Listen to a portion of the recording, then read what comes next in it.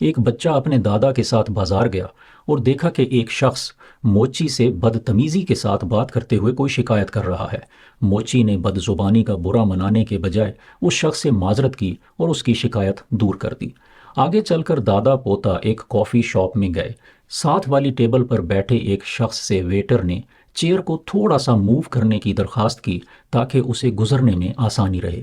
اس شخص نے رعونت کے ساتھ چیئر موو کرنے سے انکار کیا اور ویٹر کو گالیاں بھی دیں۔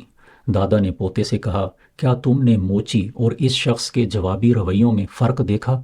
میرے بیٹے، آج یہ بات سیکھ لو کہ جو لوگ مفید اور کارآمد کام کرتے ہیں وہ لوگوں کے رویوں کی پرواہ کیے بغیر اپنے کام میں لگے رہتے ہیں، اور جو لوگ فائدہ مند کام نہیں کرتے وہ اپنی نااہلی کو غرور اور بد زبانی کے پیچھے چھپانے کی کوشش کرتے رہتے ہیں۔